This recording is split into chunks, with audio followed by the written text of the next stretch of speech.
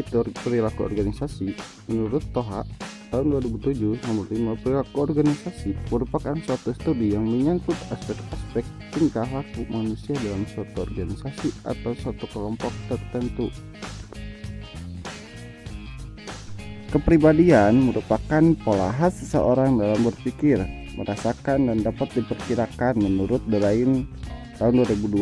Kepribadian juga merupakan jumlah total kecenderungan bawaan atau herediter dengan berbagai pengaruh dari lingkungan serta pendidikan yang membentuk kondisi kejiwaan seseorang dan mempengaruhi sikapnya terhadap kehidupan menurut Weller tahun 2005. Secara umum, kepribadian adalah keseluruhan cara di mana seorang individu bereaksi dan berinteraksi dengan individu lain. Kepribadian paling sering dideskripsikan dalam istilah sifat yang bisa diukur yang ditunjukkan oleh seseorang.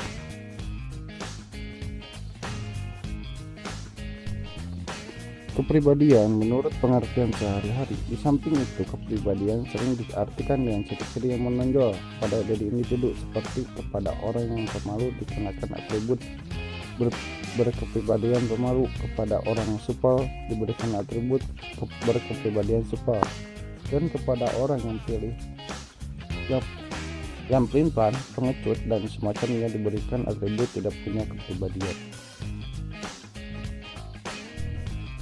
Faktor penentu kepribadian. Yang pertama ialah faktor keturunan. Keturunan merujuk pada faktor genetis seseorang individu, tinggi fisik, bentuk wajah, gender, temperamen, komposisi otot dan refleks, tingkat energi, dan irama biologis adalah karakteristik yang pada umumnya dianggap entah sepenuhnya atau secara substansial dipengaruhi oleh siapa orang tua dari individu tersebut, yaitu komposisi biologis, psikologis, dan psikologis bawaan dari individu. Yang kedua ialah faktor lingkungan. Faktor lain yang memberi pengaruh cukup besar terhadap pembentukan karakter adalah lingkungan, di mana seseorang tumbuh, dan kelompok sosial, dan pengaruh-pengaruh lain yang seorang manusia dapat alami. Faktor lingkungan ini memiliki peran dalam membentuk kepribadian seseorang.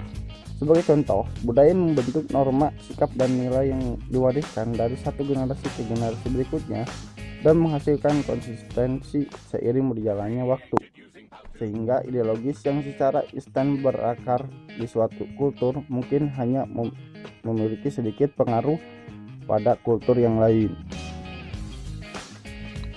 Jenis-jenis kepribadian.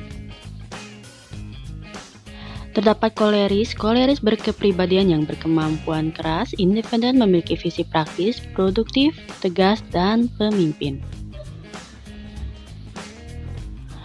Sanguinis berkepribadian hangat, bersahabat, berbelas kasihan, responsif, antusias, banyak bicara, dan ramah. Lalu terdapat kepribadian melankolis. Berkepribadian perfeksionis, berbakat, analitis, tekun, disiplin, dan rela berkorban. Lalu ada pragmatis, yaitu memiliki kepribadian yang tenang, kalem, objektif, diplomatif, efisien, teratur, cuek, tidak peduli, praktis, dan humoris. Kepribadian utama yang mempengaruhi perilaku organisasi yaitu evaluasi inti diri, machiavellianisme, narsisme, pemantauan diri, kepribadian tidak sabar atau ambisi, lalu yang terakhir kepribadian proaktif.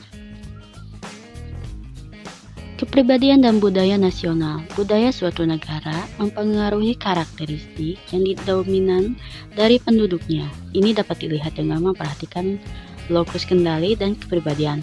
Lalu, mencapai kecocokan kepribadian bagaimana? Yang pertama itu realistis, 2 investigasi, ketiga sosial, keempat konvensional, kelima enterprising, dan keenam artistik.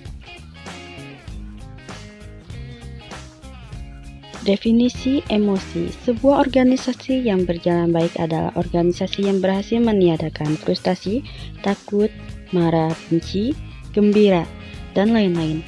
Emosi tersebut adalah antithesis dari rasionalitas. Beberapa emosi, terutama bila ditampilkan pada saat yang salah, dapat mengurangi kinerja karyawan. Berkaitan dengan emosi, ada 3 hal yang terjalin erat satu sama lain, yaitu pengaruh atau efek, emosi, dan suasana hati atau mood.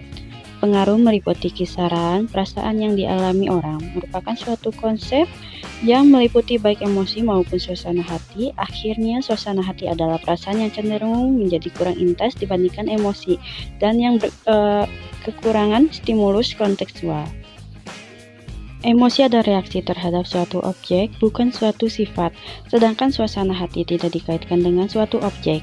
Emosi dapat berubah menjadi suasana hati bila kita kehilangan fokus pada objek yang kontekstual.